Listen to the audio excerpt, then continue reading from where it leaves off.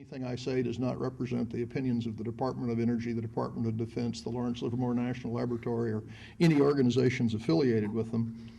I expect I'm here because of a set of peculiar personal experiences that get me there. Clay, I will correct you a little bit on a remark made this morning.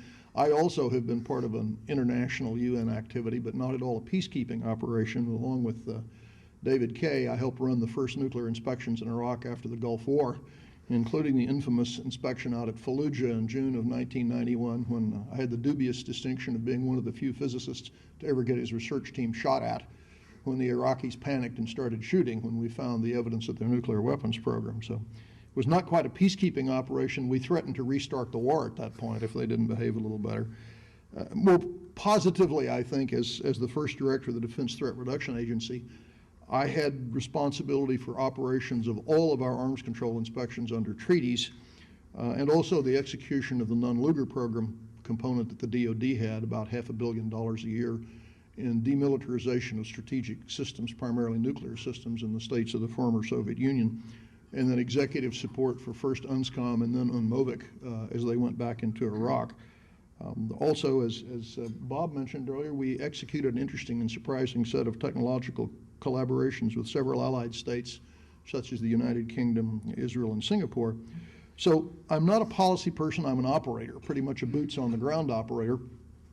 So I inverted the problem a little bit, and I took the name of your conference seriously, the making of U.S. China policy, and I asked a very dangerous and frightening question, which is, were I going back into the Pentagon in the next administration, what are the initiatives I would like to have in a technical and operational sense with the Chinese, and what help would I need in developing the policy to make those possible? So I've tried to work it that way. I very much like Tom's statement this morning, the intent of our policy should be to help the Chinese to make good choices as they develop and then their influence goes up. So these are places that I would really like to have the Chinese as a full partner and work with them in the good choices rubric that he created. Now, again, let me restate the caveat. To let a physicist get into foreign policy matters is a little dangerous, so prudence and a grain of salt are appropriate. I'm particularly fond of military-military interactions. The reason I am is that although politics comes and goes, sometimes these can be very long-term. They can ride through changes of personalities, and they build trust and respect among the military officers and their associated civilians. These people see each other in different venues than those that lead to press conferences. If we're lucky, they can ride through crises. An unstated benefit, though both sides always accept this, is that if you work together with someone else, you get a better understanding of each other's doctrines and their capabilities. And that frequently helps you with the murky problem of intent. So I find working with them in the field together. Now, there were some very successful examples from the Cold War, and it's good to look at what worked well for us. We've forgotten about it. In fact, it's so far buried, I couldn't even find it under Google. I kept getting the Convention on Law of the Sea when I went back and looked for the Convention on Conduct of Military Operations at Sea, which we and the Soviets agreed to late 70s, Bob, early 80s. I've kind of forgotten. When we discovered we were doing things with very large boats out in the ocean that threatened an accident and a real problem. And we behaved ourselves, we disciplined ourselves, we talked about how our fleets would operate near each other, and both sides benefited from that. And we avoided potentially foolish and dangerous things at a time when we still had nuclear weapons on our boats. That would be useful these days because an event which in my world was almost as unexpected and frightening as the Chinese ASAT launch a year ago was about a year before, when the Chinese suddenly popped up a very quiet diesel submarine in the middle of one of our battle fleets out in the Pacific Ocean, which is a frightening and enormously dangerous thing to do, because when you've got an aircraft carrier, a cruiser, and 5 or 6 destroyers together and a submarine pops up underneath you, sometimes reflexes take over. And one of the lessons in dealing with the military is do not put them in a situation where their reflexes take over. So I think I would be delighted to see some operations with them. The other thing is we had transparencies between NATO and the Warsaw Pact in exercises in Europe towards the end of the Cold War. And that helped a lot. It particularly helped that the Russians got a good look at the capabilities and skills of our all-volunteer force. And I think that created some stability. So as I said, I think these interactions and agreements have advantages. The treaties and relationships carried through unchanged through 2 big challenges recently, the U.S. operations in Kosovo and the Balkans, in 1999. And I was there in the Pentagon when we did that. And then the Russian incursion into Georgia this year, despite an enormous amount of rhetoric. On the one side, Russian unhappiness with what we did in former Yugoslavia, certainly on our side, unhappiness with what the Russians had done in Georgia. The START Treaty, the Open Skies Treaty, the Chemical Weapons Convention, the Treaty on Conventional Forces in Europe, the non-Lugar activities, and then at the time, now expired, the Intermediate Nuclear Forces Treaty, all carried through as though nothing happened. So very important stability creating relationships, both operationally and in a human sense, survived. So what I'd like to do is develop some candidates. Here's my list of initiatives I like if I'm going back into the Pentagon, and here's your homework for the rest of the day. Figure out how to make these happen as policy people. I have 5. One would be joint operations at sea. I'll say a bit about that. The next would be a joint missile warning system. Agreements on strategic forces, planning for regime collapses, that's already been touched on this morning, and then a little technical thing, if you'll indulge me, is a nuclear physics program, nuclear forensics program that I'm responsible for, where it would really be very important to have Chinese participation. So let me run my list. In joint operations at sea, there are lots of places, but 3, to my mind, that are very important, where Chinese presence, ship to ship with us, would be helpful and would help China protect their interests. These are not so hard to find. The Strait of Hormuz, it would be nice to have the Chinese in that narrow water, guaranteeing that tankers can come and go. The Strait of Malacca, where an enormous amount of commerce goes through a very dangerous area, which is pirate-ridden, and off the Horn of Africa, which is in the news, seems like every other day. I think it'd be interesting for us to have an initiative in which we offered some joint planning, provided support on station with fuel and operation intelligence, because I think the Chinese are not quite up in the infrastructure of their Navy for long duration operations, 5s of thousands of kilometers away from mainland China, and see how we work together on this. I think it would send a powerful message to third parties that might have interests that aren't the same as ours and China's in that area. And again, these are important because a captain-to-captain interaction is very different than an admiral-to-admiral interaction. It occurs out on the water, it occurs in the middle of the night, it occurs in refueling, has a very different texture than sitting around a table in uniform and negotiating. So I think it'd be very interesting to see if we could begin to operate jointly with the Chinese Navy. The next one that I mentioned was a joint missile warning system. We tried to get there with the Russians on this about 10 years ago. As their constellation was beginning to decay, and we were nervous that they in fact could not see the world as we could and be reassured about launches, we couldn't find a way to get there from here with the Russians. I think partly because of their allergy to having any of our electronics talk to their electronics directly. That was a real problem. But China is clearly an emerging space power, which is going to grow a constellation of its own equipment. It certainly has a set of goals in space that are probably congruent with ours.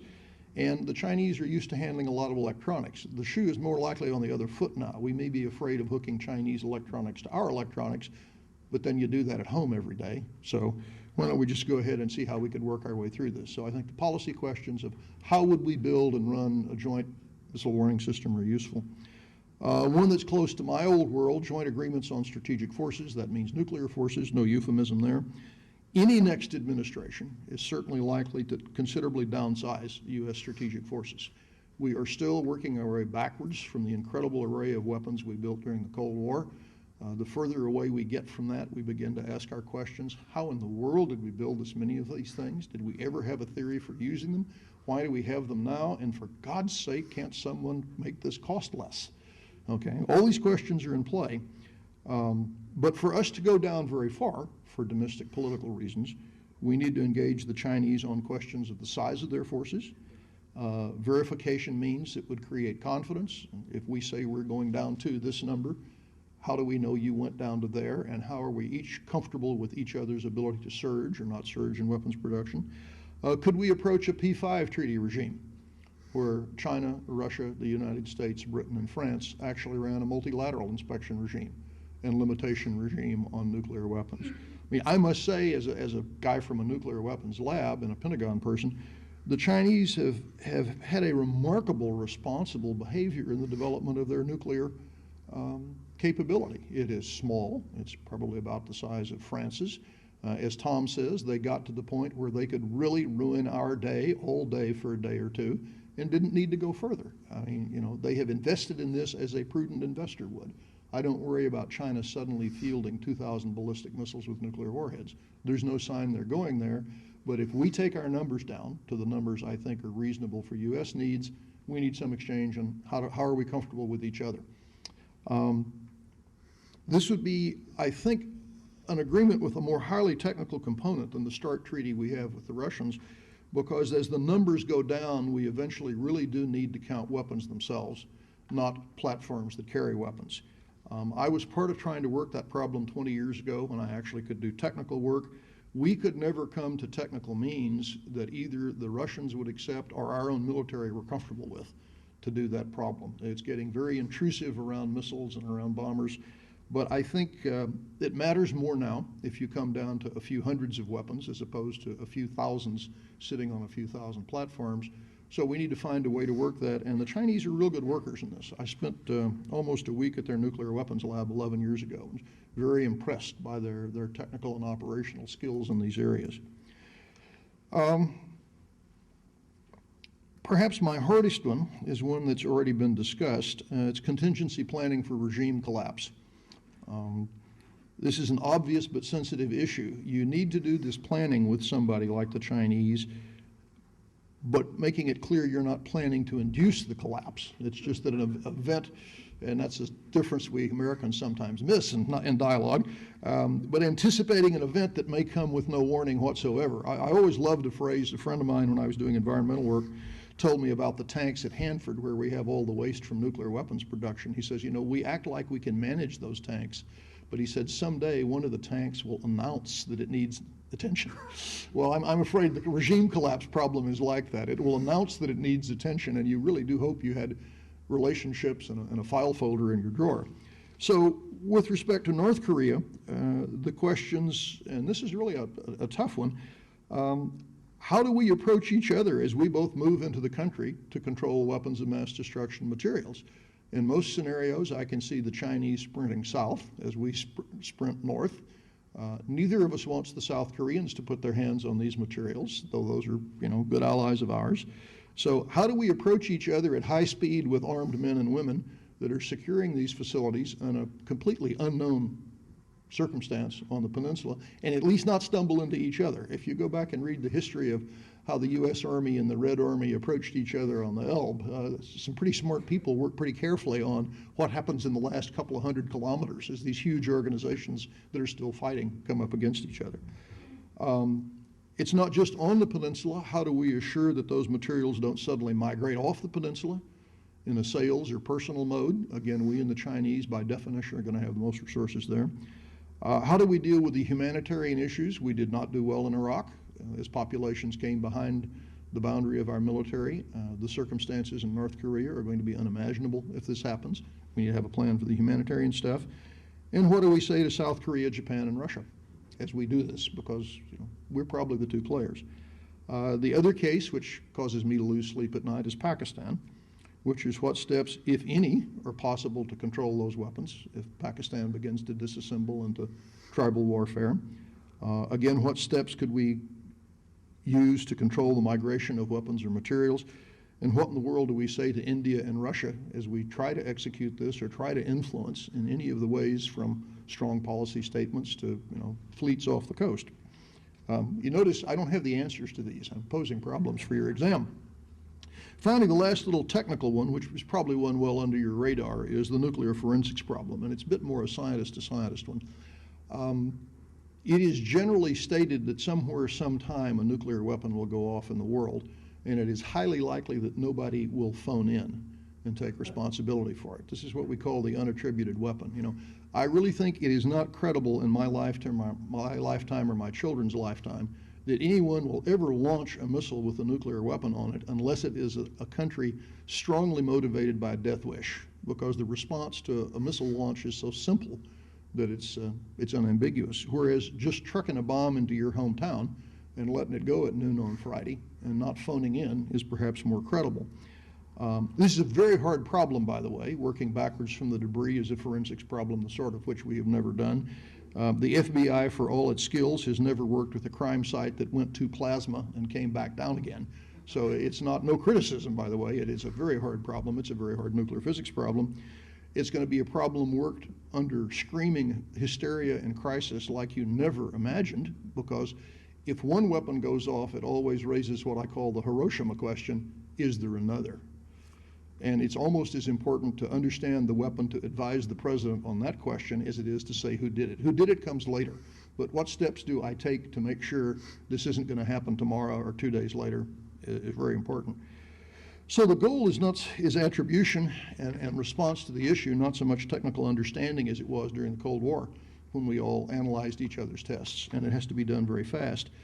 The credibility of attribution and any subsequent action then certainly depends upon the involvement of others. This is one where you would like to have the Russians and the Chinese and the Brits and the French as your partners. So we need to start discussions with the Chinese on their interest in this matter and see what their attitudes towards it are. I actually am part of a small group which is planning track 2 discussions with the Russians in the next year on this. We have a program in this area, but it is, as you would expect, a very interesting mix of techniques and tools that are perfectly well known and acceptable in the research world, and classified techniques and codes that will never see the light of day. So it's an interesting problem to work. So there you go. I've given you 5 homework problems. My steps in bringing these notions forward were quite simple. We obviously need both to study them and have policy development to understand how to bring these and other issues forward to the Chinese, how to explain them to the multiple U.S. constituencies, which is a separate problem, how to explain them to U.S. allies who have positions on either side of some of the issues I've described and need reassurance, and then how to explain them to the Russians, who always are over here, in my experience, when you talk to the Chinese and very nervous about things they don't know about. And then how do we conduct ourselves to establish real partnership with the Chinese, which in fact I think, echoing Tom's comment earlier this morning, is our real overall goal. So I hope some of these thoughts have an air of reality and have stimulated your interest, and I certainly look forward to comments and discussion. Thank you.